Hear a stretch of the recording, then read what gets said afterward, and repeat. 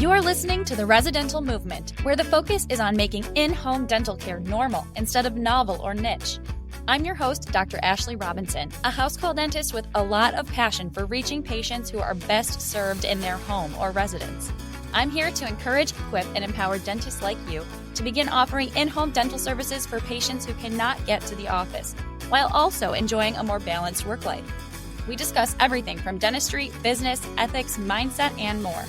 Listen in to learn how you can become a part of the residential movement. Last week, one of my patients let me place 4 restorations in one visit. This may not sound like an amazing feat to a chairside doc, but for me and my patient, that was incredible. My patient is an older adult with dementia and mobility challenges. She once told me that to her, every day is the same. But for me, each day with her is very different.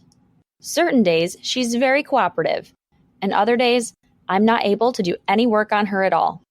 Even on good days, she likes to close frequently because her jaw gets tired. So even her prophies can take quite a long time. This isn't a problem, but it does impact our treatment planning. Months ago, we met because her family called me for a limited exam. She was experiencing tooth pain, and she hadn't been to the dentist in years. I was able to grab an x-ray and refer her to an oral surgeon for a molar extraction that I just would not take on in her house. Transportation was a nightmare, and since then, her family has been very diligent about follow-ups with me. They do not want to have to bring her outside of the house again. It's wonderful working with motivated patients and families. Anyway, I discussed options for anterior caries with her healthcare proxy, including SDF, but her proxy really wanted natural-looking restorations. Now, if my patient was always entirely uncooperative, I would have insisted on SDF. But like I said, every day with her is different. And wouldn't you know it, the day I arrived to her house with my op equipment, she was willing and able to get all 4 anterior restorations done. She kept saying, "I feel great, keep going." It took a bit longer than a chairside appointment would have taken, but it was successfully done and it was awesome. My patient is happy with her white smile, and her family is so relieved that they don't have to bring her to an oral surgeon again anytime soon. I was thrilled for everyone. These are the victories I seek. It's not as glamorous as what you'd see on a cosmetic dentist carousel on Instagram, but this is the kind of dentistry that lights me up. I bet that since you're listening to this kind of dentistry probably lights you up. You want to help patients this way too. One listener recently asked me, "What do I need to do in order to become qualified to treat patients in their homes?" I know he's not the only one who's wondering, so I want to answer that question for all of you here today. If you are looking for a simple answer, then legally, minimally, you need to be a licensed dentist. Yeah, that's it. You need to be able to practice dentistry. So that's the technical answer, but you and I both know that not every licensed dentist is qualified to do in-home dentistry. So what is it then? Maybe you're thinking back to episodes 13, 15, and 18, where we heard from other docs about their suggestions for CE, which, yes, can teach you a lot. In episodes 17 and 22, you heard me share feedback on the different conferences I've attended where I've taken CE. I like CE, but that isn't what qualifies you. The other day, I spoke to a listener who is in residency to become a geriatric specialist. That residency program sounds like a perfect way to learn more about patients who could benefit from in-home dentistry. I know I learned a lot about patients with special needs during my residency, too. Residencies are incredibly valuable, but they're not what qualifies you either. Finally, you know that I'll soon be offering Dental House Call Practice Academy, a course to teach you how to start your dental house call practice. I think this course will save you a lot of time and stress, so sign up for the waitlist at residentialmovement.com/DHCPA. But I hate to break it to you, even taking my course isn't going to be the thing that makes you qualified to do this. There are endless resources and opportunities for you to learn more about in-home dentistry, medically complex patients, or to sharpen up your clinical skills, and I do encourage you to take advantage of all of them.